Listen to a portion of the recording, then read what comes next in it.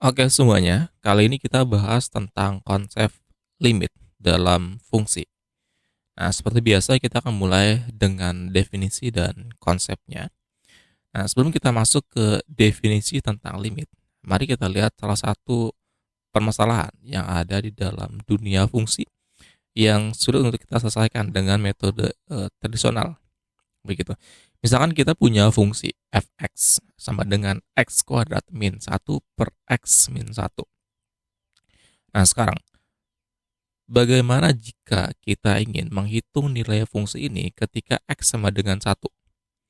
Saat kita mencoba menggantikan x sama dengan 1 ke dalam fungsi, kita substitusikan, kita akan mendapat bentuk seperti berikut.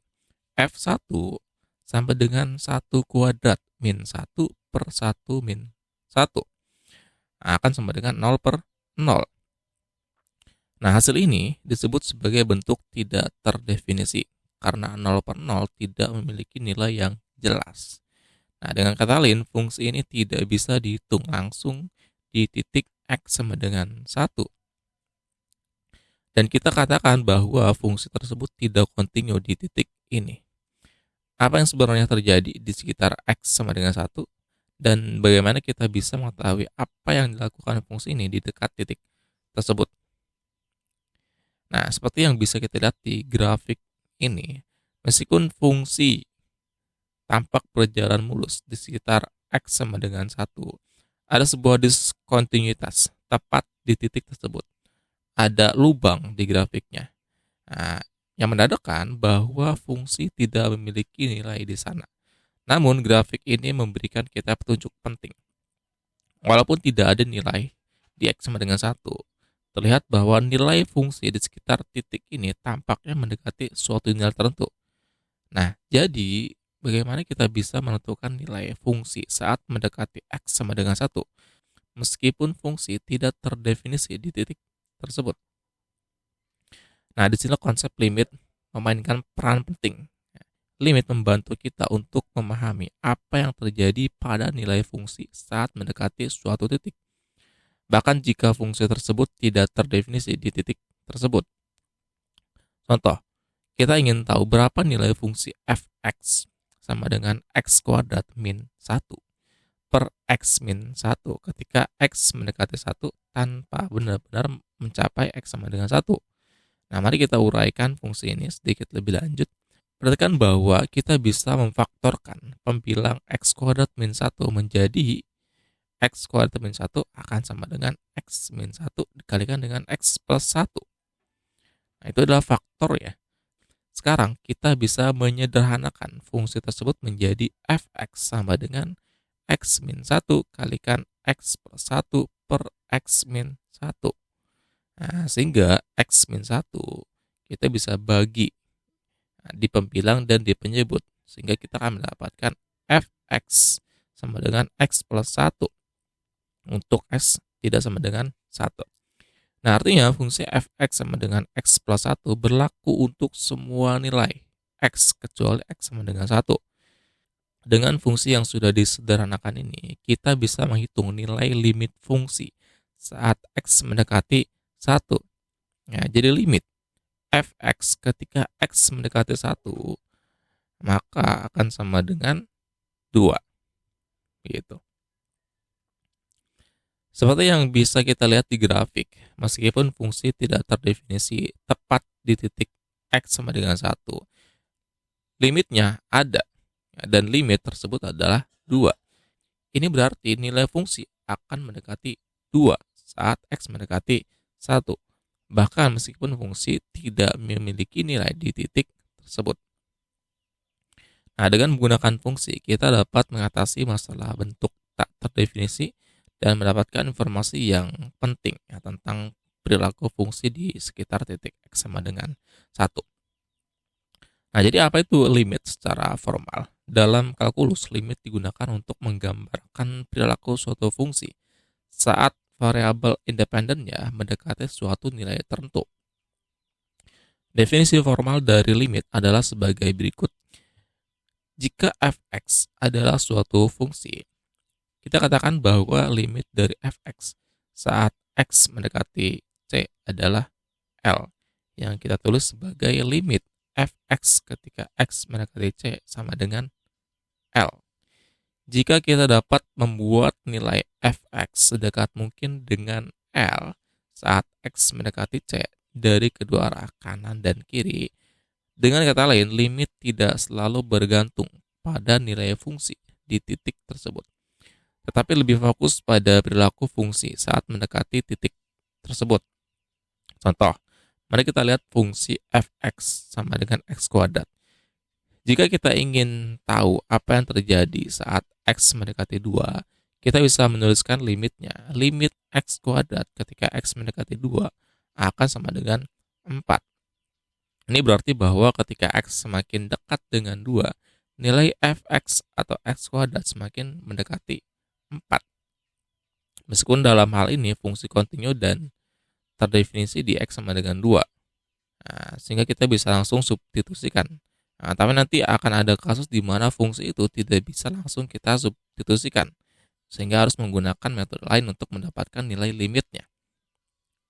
Nah, konsep limit ini masih berlaku untuk semua kasus, termasuk ketika fungsi tidak terdefinisi di suatu titik.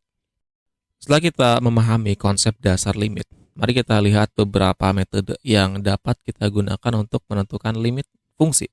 Ada 3 metode umum yang sering digunakan, yaitu substitusi langsung, memfaktorkan, dan mengalihkan dengan bentuk sekawan. Mari kita jelaskan masing-masing metode ini satu per satu.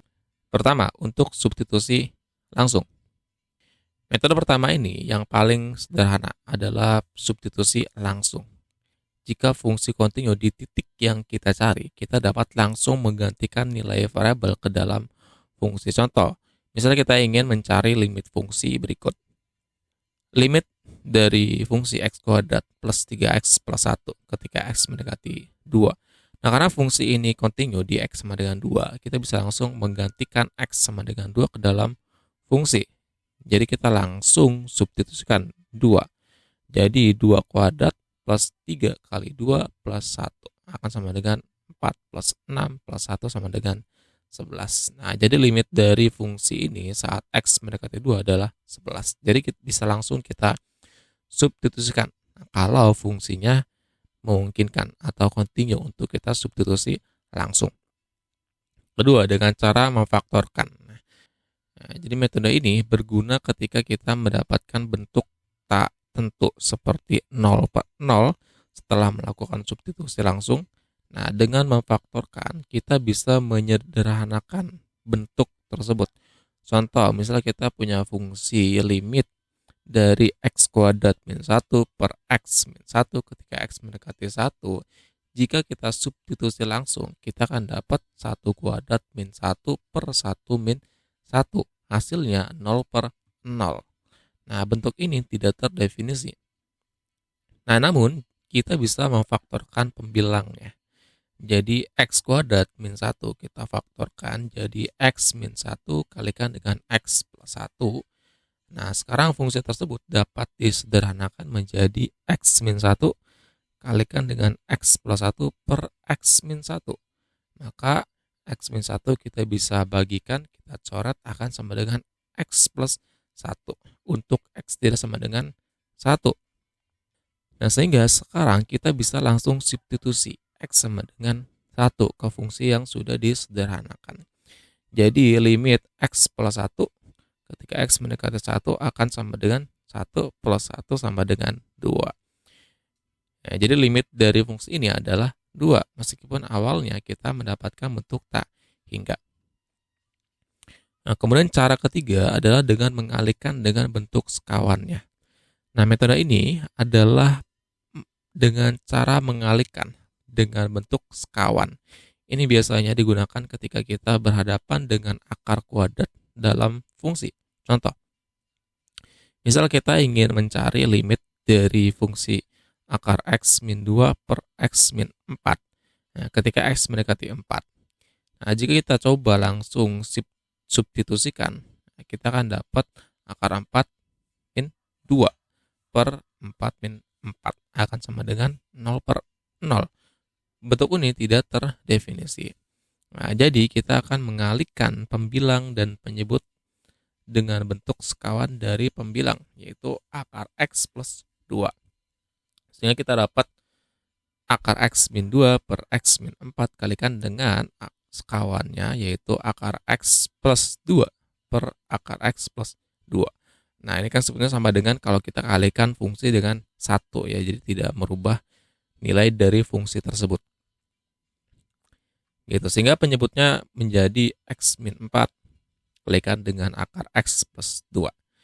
Atau sama dengan X kuadrat min 2 kuadrat sama dengan X min 4. Nah, sehingga sekarang kita bisa sederhanakan fungsi limitnya. Jadi akar X min 2 kalikan dengan akar X plus 2 sama dengan X min 4. Atau akan sama dengan X min 4 per X min 4. Nah, di mana itu akan sama dengan 1. Untuk X tidak sama dengan 4.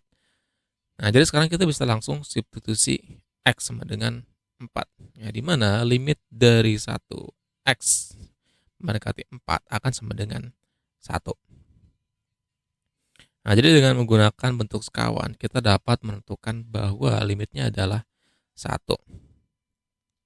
Nah, ketiga metode ini, substitusi langsung, memfaktorkan, dan mengalihkan dengan bentuk sekawan dapat membantu kita menentukan limit fungsi dalam berbagai kasus